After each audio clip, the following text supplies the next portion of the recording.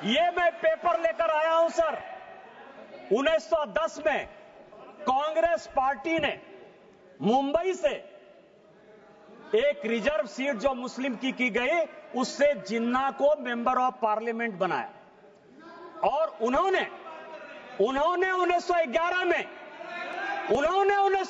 में मुसलमान वक्फ बोर्ड बनाया। ये प्राइवेट आदमी ने बनाया, जिन्ना ने बनाया, जिसने पाकिस्तान बनाया, और आज फिर वक्फ के नाम पर ये इस देश का बंटवारा करना चाहते हैं।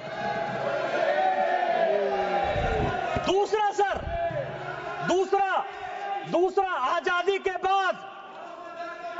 बाद यहां सभी मेंबर ऑफ पार्लियामेंट बैठे हुए हैं। सभापति महोदय, यहां सभी मेंबर ऑफ पार्लियामेंट बैठे हुए हैं। एक मेंबर ऑफ पार्लियामेंट बताए कि किसी का प्राइवेट मेंबर बिल पास हुआ है?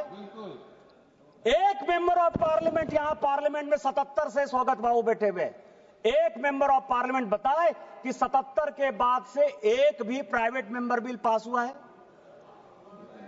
मेरा पास हुआ है, इसलिए मुझे पता है कि मेरा रिजोल्यूशन पास हुआ है। क्या रिजोल्यूशन पास हुआ है?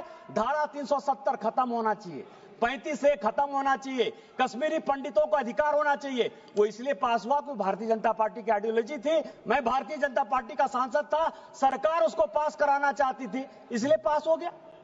ये जो 1954 का वक्फ एक्ट है, 1952 में सभापति महोदय काजमी साहब लेकर आए। एक प्राइवेट आदमी प्राइवेट बिल लेकर आया, और उसके लिए जब यह बिल पास हो गया तो सेलेक्ट कमेटी बनी, और उस सेलेक्ट कमेटी के जो मेंबर थे, अमजद अली, आप मुसलमानों की बात करते हो, दो लोगों ने डिसेंट नोट दिया। एक का नाम था मोहनलाल सक्सेना और दूसरे का नाम था अमजद अली।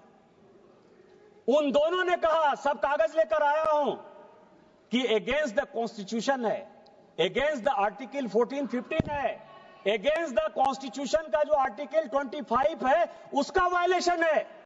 लेकिन कांग्रेस मुसलमानों के अपीजमेंट की पॉलिटिक्स के कारण इस बिल को पास कराना चाहती थी, और यह प्राइवेट मेंबर बिल के तौर पर एक वक्त बिल आया। क्या आप गैर सरकारी बिल को जो है सरकारी बिल बनाकर इतने दिनों तक मुसलमानों के लिए एक अधिकार की बात करोगे? किस तरह की राजनीति कर रहे हो आप? तीसरा जो है अध्यक्ष महोदय, तीसरा जो सबसे इंपॉर्टेंट है, जो अनुराग जी ने कहा कि पूरी दुनिया में हमसे ज्यादा मुसलमान इंडोनेशिया में, टर्की में, सीरिया में है, लेबनान में, सऊदी अरब में। आप यह बताइए कि इस देश में संविधान की बात बहुत करते हैं, हम लोग संविधान की शपथ लेते हैं, मैं भी संविधान लेकर यहां बैठा हुआ, यह संविधान है। इस संविधान में अमेरिका सेकुलर है या नहीं है? अंग्रेज सेकुलर थे कि नहीं थे? आप नॉर्थ ब्लॉक चले जाइए, साउथ ब्लॉक चले जाइए, प्रधानमंत्री के ऑफिस चले जाइए, राष्ट्रपति भवन चले जाइए, पुराना संसद भवन चले जाइए, आपको सब जगह गीता का श्लोक दिखाई देगा। एक चीज उर्दू में नहीं लिखा हुआ है, एक चीज संस्कृत में नहीं लिखा हुआ है। अमेरिका का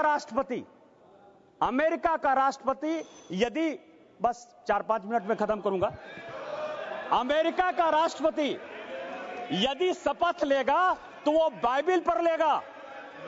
सारे मुस्लिम कंट्री के हेड ऑफ द स्टेट यदि शपथ लेंगे तो वो कुरान पर लेंगे।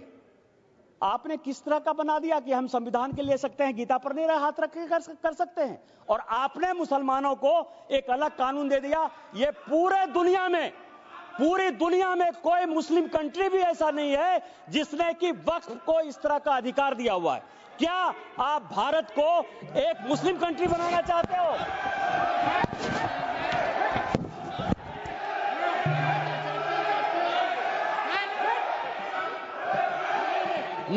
मैं सभापति महोदय इस सदन की जानकारी के लिए 1947 में जब जवाहरलाल नेहरू ने शपथ लिया ना प्रधानमंत्री पद का, तो यह संविधान नहीं था। उन्होंने गीता पर हाथ रखकर जो है शपथ लिया था प्रधानमंत्री का। उनको आप सेकुलर मानते हो कि नहीं मानते हो? मैं भी पूरा पढ़ के आया। गीता पर हाथ रखकर, यह संविधान की शपथ नहीं ली थी नेहरू ने, उन्होंने गीता की शपथ खाई थी। क्या आप उनको सेकुलर